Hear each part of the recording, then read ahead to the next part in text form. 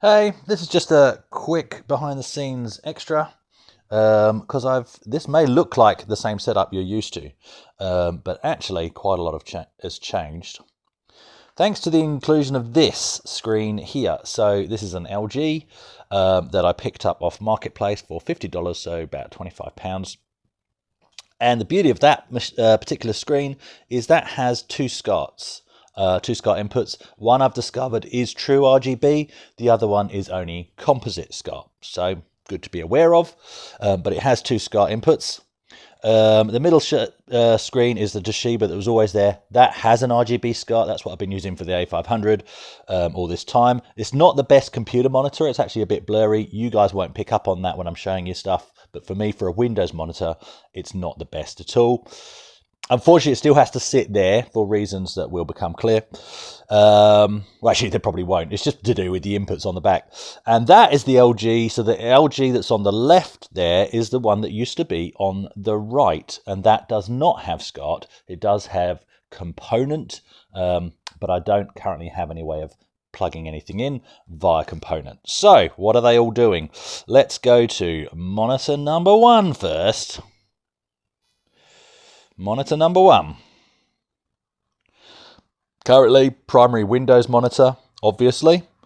And the other function it currently has is, if I change the input here to, let's go RGB. And it was doing this before anyway. You guys just wouldn't have seen it.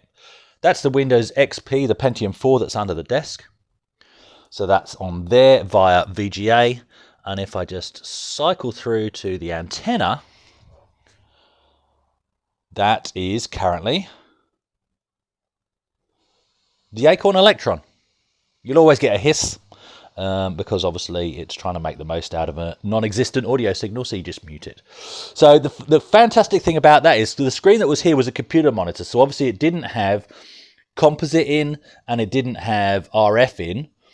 So by moving this here, the Acorn Electron is under the screen that it's plugged into. I will composite mod this now, not right now, but I will now composite mod this so that I can get a color composite signal via composite in. That'll be just that little bit crisper.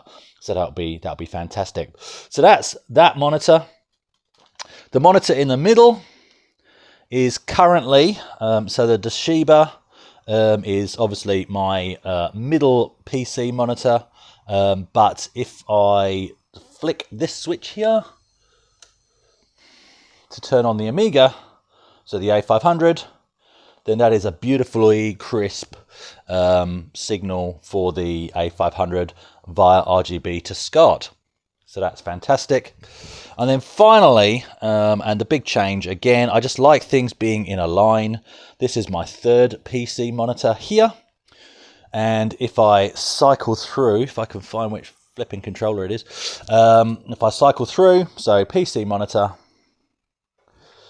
and then nothing's on antenna. HDMI is currently, which it was on the last LG. For all you emulation fans, I know you're out there. That's the A500 Mini. That looks a bit washed out, so I need to mess about with the colours a little bit. If I go to my AVs, my AV1, that's the RGB SCART. That's the Spectrum Plus 3. Now, you guys can't see that at all, can you? Hang on. Focus. That'll do. That's the closest you're going to get.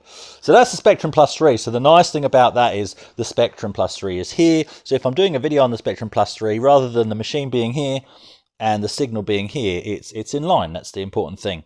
Now, the unfortunate thing now, and I don't have an RGB to a second RGB to SCART for the A1200 anyway, but if I cycle to the next input, this is, even though it looks like a SCART input, that is actually, and you can't quite see that on the footage there, but that is the A1200, but it is component, even though, not component, it is composite. Even though it's going in through the SCART socket, it's going in via one of those SCART component adapters, you know, the ones that came free with Xbox 360s.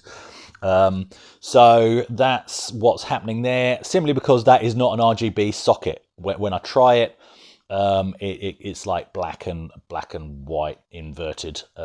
So it's not RGB, it's just composite on that socket, but that's fine. At the end of the day, I now have 2 screens with RGB SCART, and that's fantastic. I do have a SCART to HDMI adapter allegedly on the way from an eBay seller. Postage has been organised, but it hasn't moved. Anyway, one that's definitely coming from Australia, probably coming from China. Anyway, so I'll wait for that to arrive. They always eventually arrive. And then I'll get another RGB to SCART cable, and then we're done. I did test this screen here for 15 kilohertz, megahertz, whichever one it is, to see if I could use RGB to VGA. Doesn't work. Most screens don't work, but you always try. Every time you pick up a new screen, you always give it a go with your fingers crossed and your toes crossed and everything. But no, it didn't work, so that's fine. So I'm really happy with that pickup, because it's so rare to get anything with SCART at all over here, and to have an RGB SCART socket, that's really cool. Would have been even better if there were both. I mean, worst case, I could even just use a SCART switcher. I could do it that way. Yeah, bit of a shame, because I was tempted to actually put the A1200 on RGB SCART and relegate the A500 back to composite, because it's just not right that the A1200 is looking better. Sorry, that the A500 is looking better than the A1200, but in some ways it is right. That's it. I'm rambling now. So yeah, just a quick update for any of you that like to see what's going on behind the scenes. It's just nice having machines lined up underneath the screens that you're going to be using them.